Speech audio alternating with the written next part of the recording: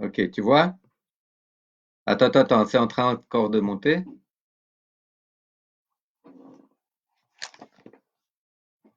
Voilà, voilà, on commence. Tu vois déjà, Michael? Regarde.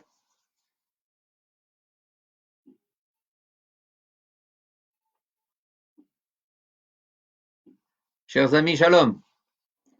On se retrouve pour parler quelques chapitres de notre histoire en Eretz Israël. Et je voudrais parler aujourd'hui de plusieurs sujets. Peut-être le sujet central, ce sera les Marocains arrivent. Les Juifs arrivent du Maroc.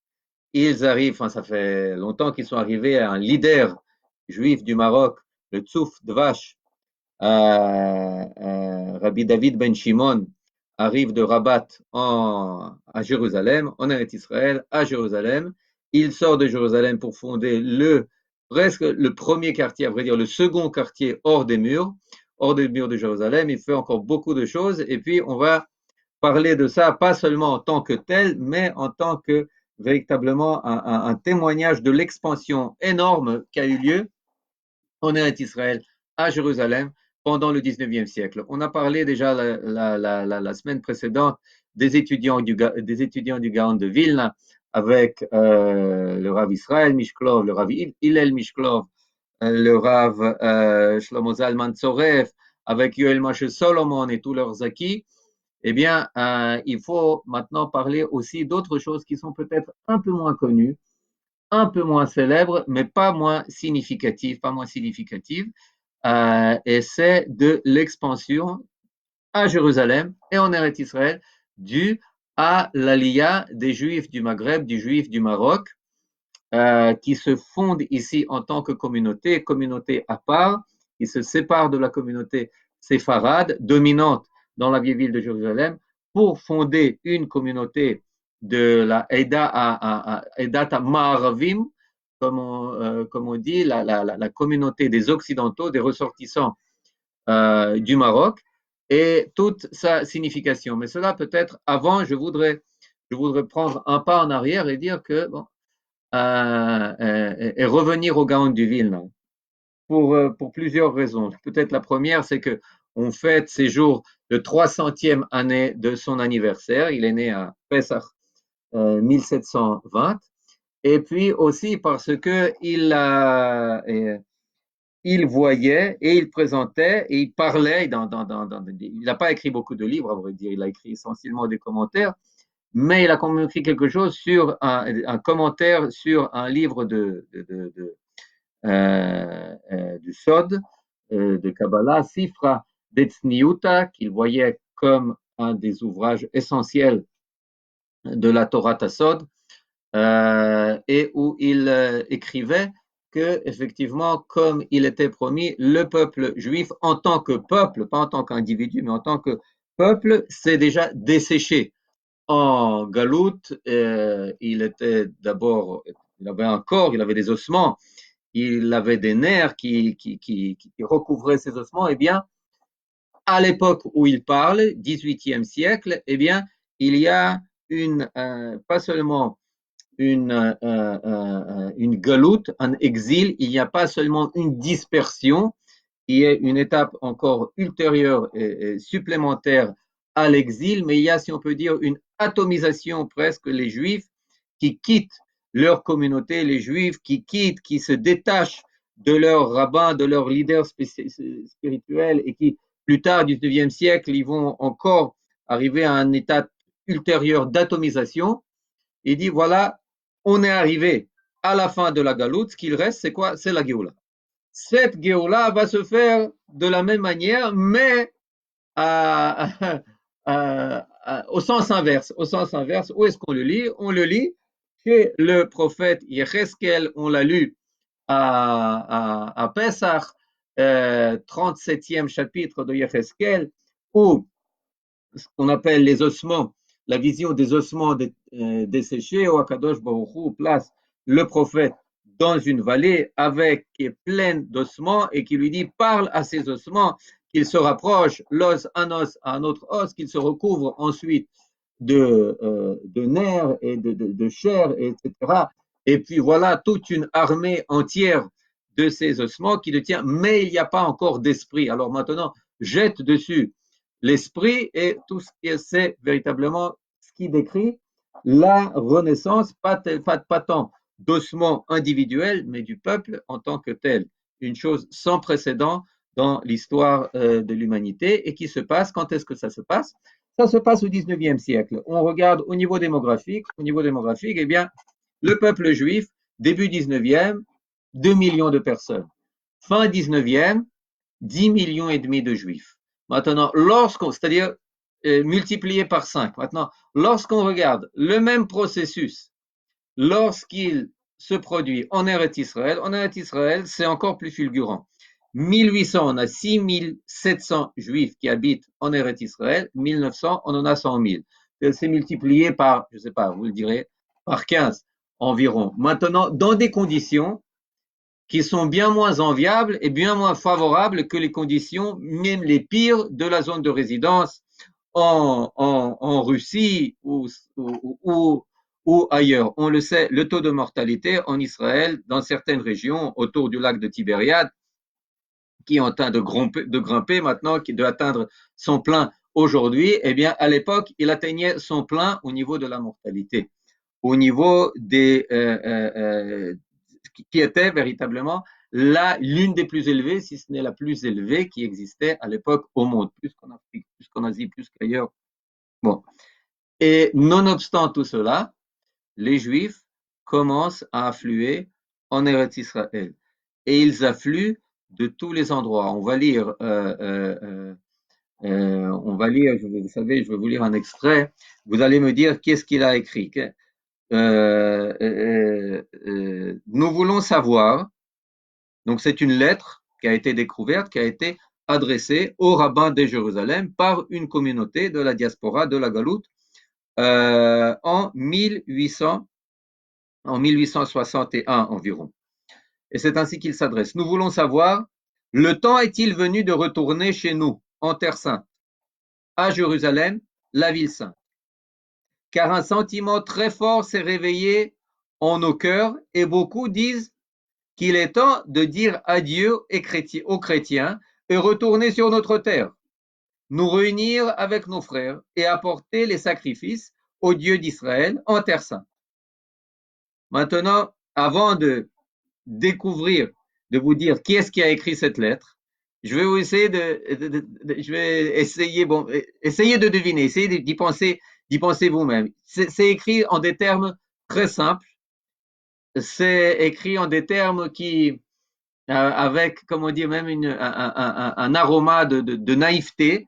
Et il parle ici de chrétiens dont il faut se séparer. Donc, on pourrait croire, bon, peut-être qu'il s'agit d'Europe, peut-être qu'il s'agit de Russie, peut-être qu'il s'agit, je sais pas, d'un autre endroit. Eh bien non, il s'agit des Juifs éthiopiens qui, au début des années 60 du 19e siècle, adressent cette lettre de leur propre initiative, naturellement, aux rabbins, aux autorités juives à Jérusalem. Et ensuite, un an après avoir envoyé, en 62, ils partent milliers de juifs éthiopiens avec à leur tête Abba Tzgai, l'un des chefs de la communauté juive de Beta Israël, comme on l'appelait. Ils partent, ils quittent l'Éthiopie, se dirigeant vers Eretz Israël. Malheureusement, lorsqu'ils atteignent un fleuve qui ne s'ouvre pas, malgré ce qu'ils pensaient qu'il allait s'ouvrir à eux, ils deviennent la proie aux brigands, aux bandits, et c'est une alia qui ne va aboutir que 100 ans après, une fois qu'ils auront dépassé le traumatisme de ce premier échec de 1862. Maintenant, ça se passe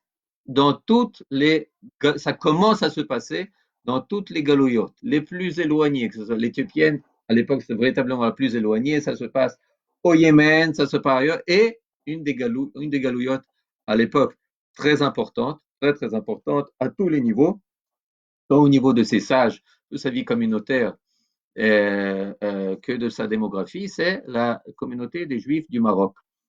Euh, dans les années 50, fait son alia un juif, un rabbin, qui s'appelle Touf Dvash, Rabbi David Ben Shimon, qui naît à Rabat d'une famille de Mégourachés Sfarad, de gens qui ont été exilés d'Espagne et dont la lignée remonte au roi David. Il naît en 1826. Il est un Iloui, il a beaucoup, il enseigne, il étudie, il enseigne dans une yeshiva, il a un grand nombre d'élèves. À l'âge de 28 ans, et pris tout qu'il est pour Eretz Israël, il fait son alia, pas tout seul, avec sa famille, avec beaucoup de ses élèves. C'était très courant à l'époque de faire une alia de groupe. Aujourd'hui, on appelle ça alia de groupe. Eh bien, à l'époque aussi, il y avait une alia de groupe. Elle était peut-être un peu moins bien lotie, mais le fait est que en 1850-54, il arrive en Eretz Israël, il embrasse la terre qu'il présente comme véritablement une terre sainte, qu'il voit comme une terre sainte, comme l'étui d'un Sefer Torah. Sefer Torah, c'est la Shekhinah, la terre d'Israël, c'est cet étui qui recouvre la Shekhinah. Il monte à Jérusalem, il devient le rabbin de la communauté des Juifs ressortissants du Maroc. Mais pas seulement à Jérusalem, il fait le tour de tout le pays. Il va à Haïfa, il va à Tibériade, il va à Tzfat. Partout, il retrouve les Juifs qui sont ressortissants du Maghreb et il les noue, il les lit, il leur donne, il leur enseigne, il les amène pour certains à Jérusalem pour qu'ils étudient dans la yeshiva qu'il vient qu'il vient d'y ouvrir, dans le Bet Knesset qu'il vient d'y ouvrir. D'ailleurs, il faut savoir que cette yeshiva et ce Bet Knesset, il se trouve aujourd'hui dans ce qu'on appelle le quartier musulman de Jérusalem. Vous pouvez le visiter. C'est à peine une centaine de mètres de l'entrée au Kotel. Et c'est très significatif la manière dont c'est bâti. C'était véritablement, on peut dire, une maison, un immeuble entier qui a été acheté avec l'argent du Tsouf de vache, avec l'argent qu'il a récolté au Maroc, et mais qui, qui est un bâtiment assez imposant. Et, et lorsque vous y entrez, eh bien, vous voyez que chaque étage était préposé à quelque chose d'autre. Le premier étage, c'était un étage qui était destiné aux veuves et aux orphelins. C'était les femmes, qui étaient énormément de femmes qui faisaient leur aliyah, eh bien, elles étaient veuves. Euh, il y avait à Jérusalem, à l'époque, une quantité invraisemblable d'orphelins, des centaines et des centaines d'orphelins, c'était presque la majorité, on pourrait dire, des enfants qui grandissaient à Jérusalem étaient orphelins, soit des deux parents, soit d'un des deux. C'est au premier étage, au rez-de-chaussée, habitaient ces personnes qui étaient véritablement reçues et accueillies par ce centre communautaire.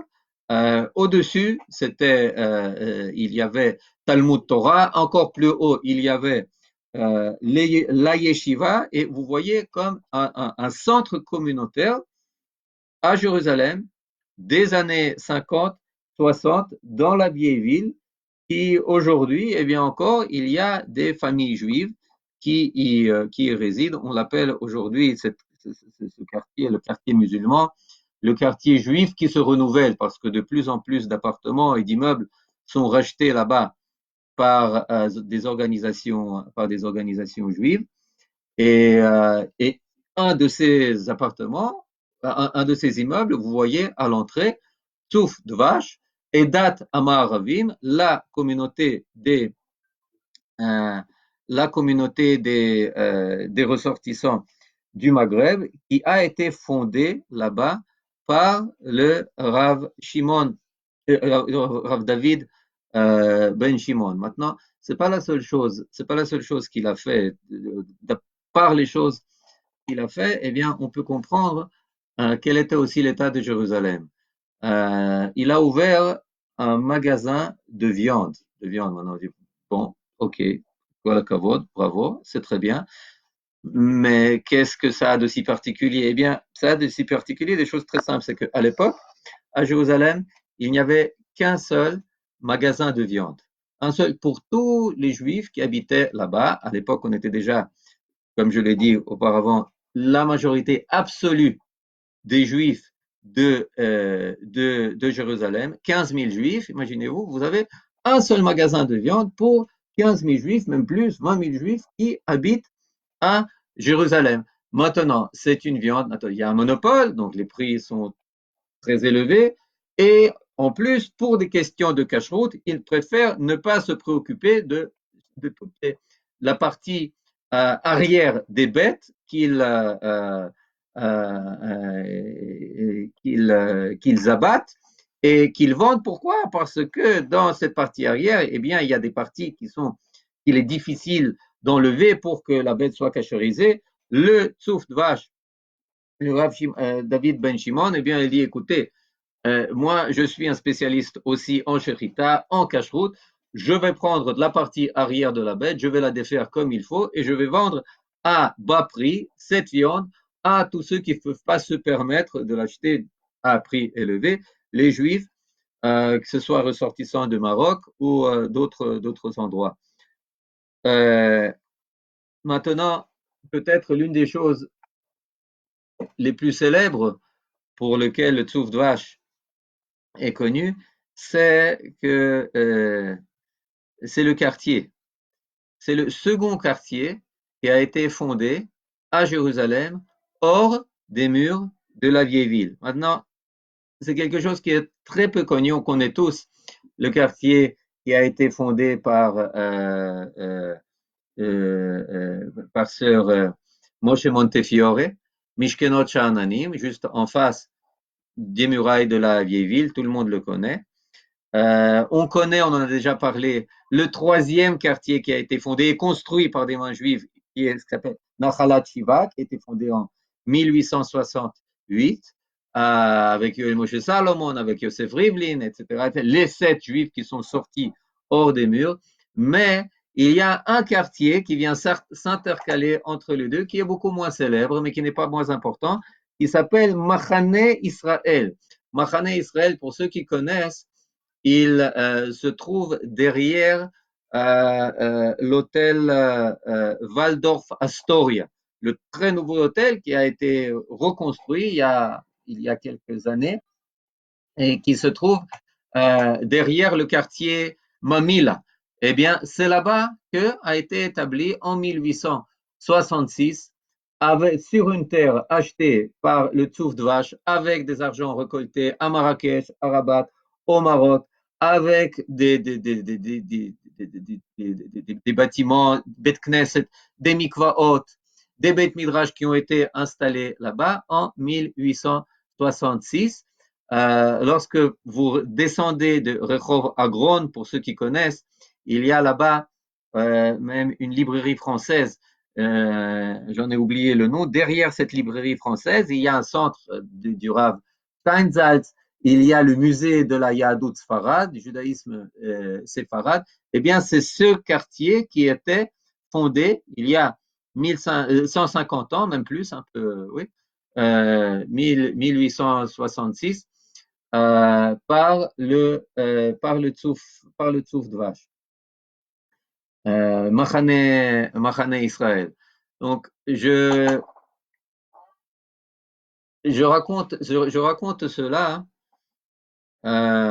pour dire que malgré les difficultés invraisemblables pour s'établir en Eretz Israël à cette époque, de se maintenir, que ce soit à Jérusalem, que ce soit à Tzfat, que ce soit ailleurs, il y a une croissance rare qui se fait et qui très souvent nous échappe parce que nous, on pense que fin 19e siècle, milieu 19e siècle, eh bien, effectivement, il y a un mouvement de population juive qui commence à se faire de l'Est à l'Ouest, c'est-à-dire de la zone de résidence en Russie, avec les pogroms, avant les pogroms, pendant les pogroms, le tsar, etc. Les gens commencent à quitter la Russie. Alors, à cette époque, nous sommes là-bas plus de 5 millions, plus de 50%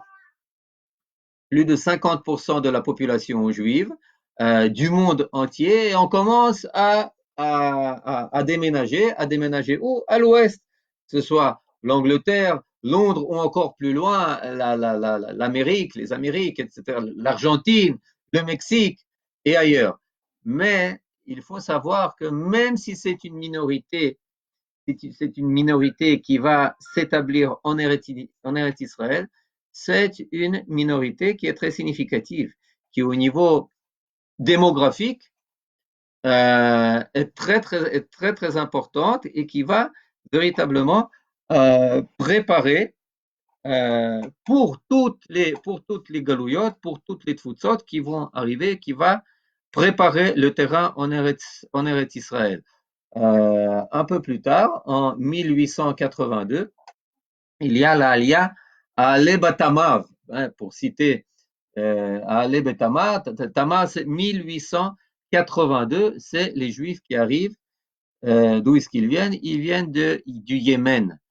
Ils s'installent à Jérusalem. Ils s'installent pas seulement à Jérusalem, ils s'installent aussi ailleurs. Ils font des travaux agricoles, ils vont à Tibériade, etc. Mais où est-ce qu'ils s'installent à Jérusalem? Ils s'installent dans les cavernes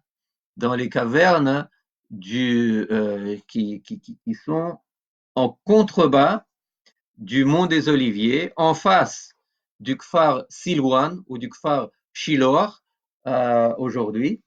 Ils habitent là-bas. D'un côté, ils ont plus de facilité pour arriver en Eretz Israël que les Juifs qui arrivent d'autres pays. Pourquoi? Parce que ils n'ont pas besoin de franchir des frontières. Le Yémen, il appartient à l'Empire ottoman. Eretz Israël appartient à l'Empire ottoman. Ils peuvent, ils peuvent y arriver. Ils n'ont pas besoin, comme les Olim Hadashim qui arrivent à Jaffa, en débarquant, d'obtenir un papier rouge qui leur dit vous êtes touriste pour 3 mois. Après 3 mois, vous devez repartir. Bon, le déchire, peu importe, mais les Juifs yéménites, ils peuvent s'installer, mais c'est une installation vu qu'ils sont démunis, vu qu'ils ont pour la plupart perdu tous leurs biens durant la route. Ils arrivent, ils n'ont pour loger que les grottes du mont des Oliviers, où ils sont malmenés par la tribu arabe qui habite là-bas, dans le Kfar Silwan, et c'est seulement après quelques années que les Juifs qui habitent la vieille ville les reconnaissent en tant que frères et commencent à les traiter en tant que frères, et les aides au niveau financier, les aides au niveau de la nourriture, au niveau des habits. Et c'est ainsi qu'ils commencent à construire des appartements dans ce qu'on appelle aujourd'hui Kfar Teimanim, le quartier des ressortissants du Yémen, qui est dans le Kfar Ashilor, encore une fois, en contrebas de la vieille ville, ce qu'on appelle Ir David, de la ville de David. Là-bas étaient construites les premières demeures hors des cavernes, les premières synagogues euh, des Juifs ressortissants du Yémen. Maintenant, bon, on connaît la Aliyah qui arrive, ce qu'on appelle la première Aliyah, qui commence à arriver de la zone de résidence d'Ukraine, de Russie, après les pogroms, de 1881-82, après l'assassinat du tsar. On voit le peuple commence à se rassembler euh, en Eretz Israël, commence à s'organiser, commence, il y a des dizaines et des dizaines de communautés et de villes qui sont fondées de Guédera au sud jusqu'à Metula au nord. Tout cela ce sont des communautés, des moshavot, comme on appelle ça, de la première Aliyah. On a vu la première, Pétartique, quoi. À vrai dire, ce n'est pas la première communauté. La première communauté, c'est Rosh Pina, au nord, en Galilée, en basse Galilée. Mais peu importe, c'est les mêmes dates, plus ou moins, donc on va pas se faire un, comment dire, on va pas on va chez le Rav pour voir qui sont qui sont les premiers. Et il y a Rishon LeZion, il y a Zichron Yaakov, il y a Gay Oni, et sans parler des grandes villes, que ce soit Tzfat, Tibériade, Jérusalem, Hebron, la communauté de Hebron qui existe déjà depuis l'expulsion des Juifs d'Espagne, qui existe là depuis, qui a euh, euh, euh, repris naissance, repris vie il y a 500 ans, c'est-à-dire on voit que effectivement il y a ici toute une vie, 100 000 personnes qui vivent et qui ont une grande influence sur les Juifs qui sont restés dans la Galoute, qu'elle soit en Russie, en Afrique du Nord, à Bavel ou ailleurs. Pourquoi? Parce que tout d'un coup, Eretz Israël et Jérusalem cesse d'être quelque chose de céleste, cesse d'être quelque chose de purement euh, euh, euh, comment dire, divin, abstrait, messianique, qui est vu comme quelque chose d'inaccessible, de contraire à tout ce qui est perçu comme terrestre. Et tout d'un coup, les gens commencent à recevoir des journaux où on leur parle de telle communauté qui vient d'être fondée à Guédera, de tant de terres qui viennent d'être achetées à Qadera, d'une yeshiva qui vient d'être fondée à Jérusalem, d'un quartier, encore un nouveau quartier qui vient d'être fondé hors des murs de Jérusalem. Et puis, ces communautés, ces juifs d'Eretz Israël, envoient leurs shadarim, shluchim de Rabbanan, leurs émissaires pour récolter de l'argent. On a parlé pour récolter de l'argent, pour financer leurs projets. Et tout d'un coup, c'est une terre qui devient une terre tout à fait concrète, une terre qui est mesurable en argent que je contribue à sa construction. On connaît l'histoire, on a commencé cette rencontre en parlant du Gaon de Vilna. Eh bien, l'un de ses élèves les plus éminents, qui est le Rav Chaim Mivolojin, et qui est le fondateur de ce qu'on appelle la mère des yeshivot, à Volojin, qui est la première yeshiva où les juifs n'étudient pas seulement en petits groupes, mais par centaines, parfois elle avait 200, 300 étudiants, où ils ne doivent pas, comme dans d'autres cas, être à la merci des personnes qui les accueillent et chez qui ils habitent. Maintenant, ils habitent, ils reçoivent une bourse pour qu'ils puissent se consacrer uniquement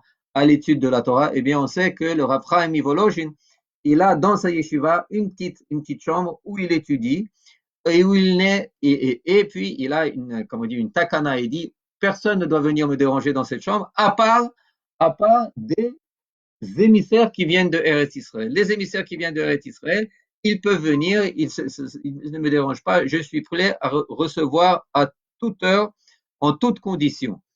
C'est quelque chose de nouveau. C'est une terre d'Israël qui commence à renaître pas seulement concrètement ici, avec le foisonnement des quartiers, etc., etc.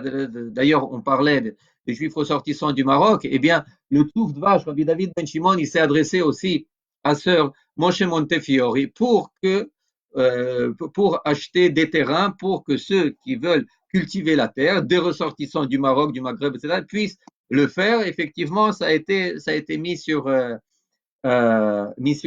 pied. Mais maintenant, je reviens. Donc, quand il voit tout ce foisonnement qui commence, à se faire en Eretz Israël, eh bien, c'est une terre qui renaît dans l'esprit des Juifs qui, jusqu'à fin 18e, voyaient dans cette terre quelque chose de complètement d'abstrait. On connaît tous l'histoire du Rabbi Nachman de Vraslav, qui, après être venu en Eretz Israël, eh bien, il est reparti.